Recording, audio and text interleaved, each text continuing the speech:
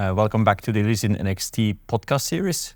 Today's series is called The Elephant in the Stress Test Room, where we're going to dive into the wonderful world of stress tests and how it evolved in the financial industry. My name is Chris. I'm CEO and founder of ElysianNxt, and who better to talk about stress tests than Piet Mandeville, our Director of Risk. Welcome, Piet, in the studio. Thanks, Chris. It's great to be here to talk about a topic that I find at times very elusive and also sometimes frustrating at the same time. And what do you mean with that? Well, elusive, I mean that stress testing is a topic that means many different things to many different people. There's many different applications of stress testing within banks, within financial institutions. There's also, within the topic that we're talking about, the enterprise-wide stress testing today, there's also many different methods and approaches towards stress testing. So it's an elusive topic in that sense. Frustrating at the same time for me, because it is a topic that I have been talking about for decades now, that I have been reading about for decades. That is clearly one of the important tools within the risk manager's toolbox. At the same time, looking at how banks go about the stress testing, it comes across as frustrating to me in the sense that it seems to be that the building up of the real stress test capability as part of the risk management framework within banks is still lagging a little bit towards it as regards to where it should be nowadays. So let me play Dr. Phil for a second and dive into your frustrations. Hopefully not all of them. But, you know, if stress tests has been around for decades, so why did banks not properly invest into a proper stress test architecture? That's a good question. It has been around for decades, and more often than not, we see that banks, first of all, many banks are not fully invested in using stress test as a risk management capability and also a risk and decision support tool. But maybe another and maybe more compelling reason is a reason that our colleague Matthias Koesens will be talking about next week in Amsterdam's stress test event, which is more of a technological nature. So banks, they tend to have invested in these a myriad of systems from a regulatory point of view. So what you really need for stress testing is the same risk measures as banks are using for their regulatory purposes. So, for example, you need to have your capital requirements, you need to have your expected credit losses under IFRS 9, and so on. This is all part of a stress testing framework. Banks have these calculators. They have invested and they have implemented these calculators. But the way that they have been implemented is more often than not is purely approached from a regulatory angle. And so there are this myriad of systems doing all their own calculations. For example, IFRS 9 expected credit loss, Basel capital requirements, liquidity requirements, and they are all using different technologies. And they are all using their own source data, which more often than not is different from system to system. So that is basically the current situation at many banks. Now, that when we are now talking about stress testing, we do need to leverage from these same calculations, because in the end, we are using the same measures. But banks are often not able or reluctant to use these existing systems because they have been implemented from a regulatory point of view. They have not been implemented with stress testing in mind. Because when you want to really do stress testing, what you would need is a system that is using the same underlying data. Because in the end, the basic of any stress test would be your regulatory data. So a unified data source on which you can then do the different calculations where you integrate your different models on that same platform. but also using shared components because, for example, a cash flow engine, that's one of these things, how many cash flow engines banks have for their different regulatory purposes. So all of that should be integrated into one platform, which is then has the overarching stress testing framework, where you can then say, okay, I want to run all of these different risk measures under a range of scenarios. So that is what it would take for true stress test capabilities to be implemented. So yeah, for the time being, banks are approaching the stress testing more from an ad hoc kind of exercise, where there is no such integrated platform, where data is collected from different departments, sometimes from these regulatory solutions. And then the stress test report is basically a kind of data collection exercise. So that is what I'm seeing at this point in time, and that is what makes it very challenging and even a handicap for banks to not have these real stress testing capabilities nowadays. Okay, let me make an analogy with that. So in proper Flemish we have the word coterij. Mm-hmm. Difficult to find the equivalent in English, but probably I would translate it to patchwork of sheds. Mm-hmm. So where I grew up, my dad built a shed for the rabbits, built a shed for the garden material, built a greenhouse for the grapes, and so on. But ultimately, you come up with a cacophony of different things being done. Ultimately, we decided to basically change house because we were fed up with the shed work. So feels a bit like this also in the financial industry that banks address different needs, often imposed by a regulator, by building specific solutions to address that need. But when it comes to proper stress testing, that they then have a problem. Mm-hmm. Because fundamentally the elephant in the room is at what point in time will you decide to say enough of shed work, and I will do a strategic investment in a bottom-up stress test environment. Now the question is, this stress testing is not something new. It has been around for decades. So why is it now such a big handicap? Yeah, that's a good question. Why now? Why does it make sense to make that investment now, to go for the new house now? Well, the reason is that stress testing used to be a more regulatory-driven exercise, where banks were responding to regulatory stress test requirements, reporting requirements, which were typically annually, biannually. Also, banks were not really relying too much, like I mentioned before, on stress testing for their internal decision-making processes. But all of that has changed with the disruptions, as we have witnessed the global business environment in the last 5 to 10 years. So all of that has changed the game for the banks. The unpredictability of the business environment means that stress testing becomes a very suitable tool to underpin your decision making nowadays. So that is basically a reason to have these capabilities really built out and integrated into a real stress testing capability is very important now, just because of that unpredictability.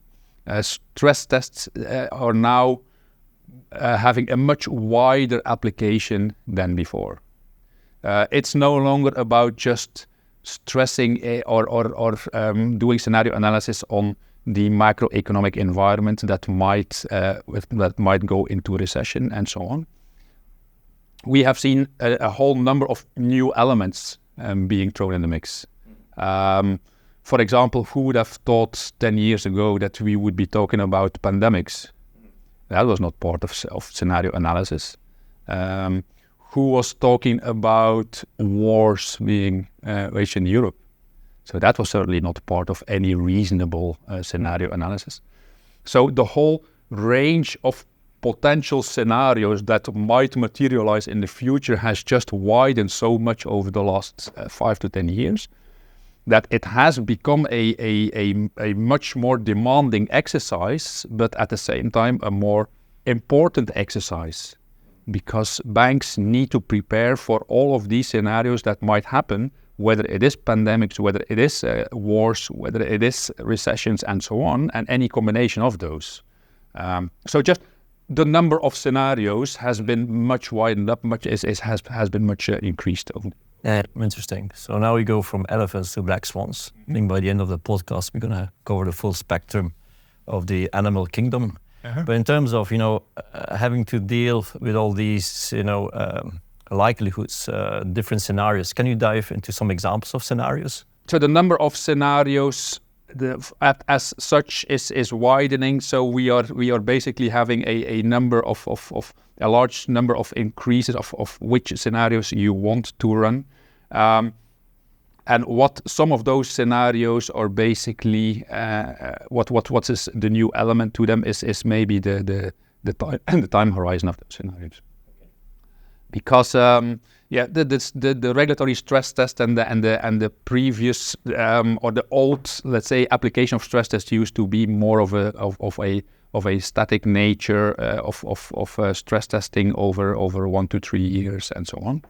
What we are seeing now, that under that wider range of scenarios, some of these scenarios materialize over a much longer time horizon, which in itself has its own challenges for scenario modeling, because not only is there a wider range of scenarios, but some of these scenarios are also having a much longer time horizon. And that means that a whole new modeling capability comes into play. In a sense that, for example, when we talk about regulatory stress tests, they typically take the assumption of a static balance sheet. And that can make sense for a shorter time window.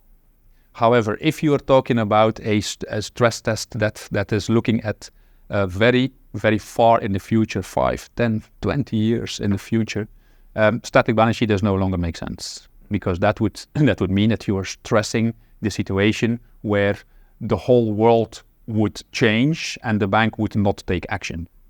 So that is clearly not a meaningful exercise. So together with the longer time horizon comes the complexity of, you need to have the flexibility of modeling your scenarios in a dynamic way. You need to be able to measure all of these impacts on your credit risk, on your liquidity risk, and so on, under a wide range of scenarios, taking into consideration different business strategies that the bank might adopt over this longer time horizon. A very good example of that is climate stress testing. So there is so much talk about climate stress testing, and one of the reasons that it is such a big topic is that banks are scratching their heads of how are we going to go about it? Because you have the different types of climate stress test, you have the physical risk, transition risk, and so on. But even transition risk, if you look at the time horizons there, we're talking about 10, 20, 30 years. So, and typically for transition risk climate stress test scenarios, well, of course, part of that modeling is, for each of these scenarios, how is the bank going to go about the transitioning according to the scenario? So you need to have the capability to model your business strategies in a dynamic way. So you need to have the capabilities to basically take your current balance sheet and apply any forward-looking assumptions on your business strategy and on the evolution of your balance sheet over this whole long range of time horizons. Good point, because climate risk stress testing will, it will talk about the impact on different sectors. Your exposure on different sectors. How do you see the exposures going forward? And certainly when you talk climate risk tests, it's a time horizon which are unbelievably long. Exactly. Yeah. And that's a very good application of that transition risk that you need to be able to model, because in the end, for each of these climate stress test scenarios, the bank will need to see what is the impact of certain transition strategies. So these investment in carbon intensive sectors versus investment in more green sectors, etc., etc. So all of these things will need to be able to model as part of your climate stress test capability. So these are indeed the applications of the dynamic modeling, the dynamic balance sheet modeling, which which is a concept that traditionally is only known within the ALM space, where we are applying dynamic balance sheet assumptions to measure our earnings, our liquidity, and the different business strategies. Now this has all widened up to the whole range of risk measures, with not in the least the credit risk now needs to be measured in a forward-looking way under dynamic balance sheet assumptions. These are areas that are newly introduced within the stress testing and the climate stress. At ElysianNxt, we don't like fluffy talk. So we would like to give you a sneak preview of how climate risk stress test works in action, conducted by our lovely colleague, Nida. So Nida, the floor is yours. Hello everyone, I am Nida Kampan. Today I'm thrilled to introduce one of our most exciting features yet, static forecast calculation. Let's take a quick look at what it can do.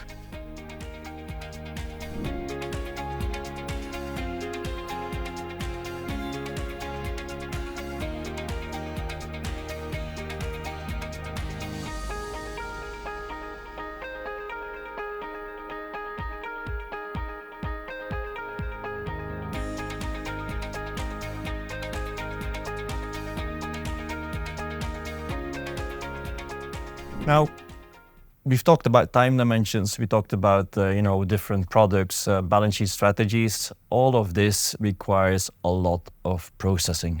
What's your view on that? That's one of these added complexities that we have not mentioned yet. That stress testing requires now a much more granular type of processing. Because in the old world, you could get away with a top-down approach to stress testing, where you basically model certain assumptions on a portfolio level and take that forward. Now that is no longer applicable in as of now and in the future, because again, referring to our climate stress test. So there we really need to be able to model the impact of certain climate scenarios impacting, for example, on our real estate portfolio. So that is very local. That gets very detailed. So the data that is being used for modeling these scenarios, for example, the different types of physical risks, these are modeled on a very detailed local level to the individual zip codes, so to speak. So that requires banks to model these scenarios and process these calculations on a real account level rather than the whole portfolio level. So you can't get away with the top-down portfolio level assumptions, the high-level assumptions. It does require the processing on an account level. So that is indeed, if you then take the whole account level data set of the bank, and you multiply that with over your time horizons that you need to calculate, it is indeed the next challenge for stress testing, is the process intensiveness of the whole process. Yeah. So you better be fast. You'd better be fast, because if it takes you multiple hours to do a single calculation for a single risk measure for a single reporting date, you might find your stress testing exercise to be something that will run for uncomfortably long times. Yeah. Now, there's also a global dimension, because if we talk about climate risk, the regulators have different perspectives in terms of climate risk. What's your view on this? Well, that's also another of these layers of configuration that you need to be aware about. That each region has a different trajectory when it comes to climate and their climate policies. If you see, for example, Europe is at the forefront of transitioning towards the greener economies driven by the Green Deal in Europe. Whereas you see that in the US, it's now much more of a political element to play, like who will win the presidential elections. And from that moment that we know the answer to that question, we can start making certain assumptions of where the US will go with the climate policies. And then again, looking at Southeast Asia, there we really need to go for country by country case, because if you look at individual countries, they all seem to have placing their own bets for the future. Where typically you see, for example, large subsidy schemes for specific sectors where countries are investing in as the future sustainable sectors. So it depends on the region of how this all plays out. So, but that's definitely also something that for an internationally active bank, you need to be able to allow to model these scenarios on a very regional level. Yeah, fascinating. Thank you, Piet, for having this interesting debate on the elephant in the stress test room. My pleasure. Yeah. Thank you, viewers, for watching. And if you are not interested in building yet another SHAT or forward-looking ECL or climate risk stress test, have a look at ElysianNxt.com and how you can grab the elephant by the ears and invest in basically an enterprise-wide stress testing framework from a bottom-up approach. Thank you for watching and stay tuned for the next episode.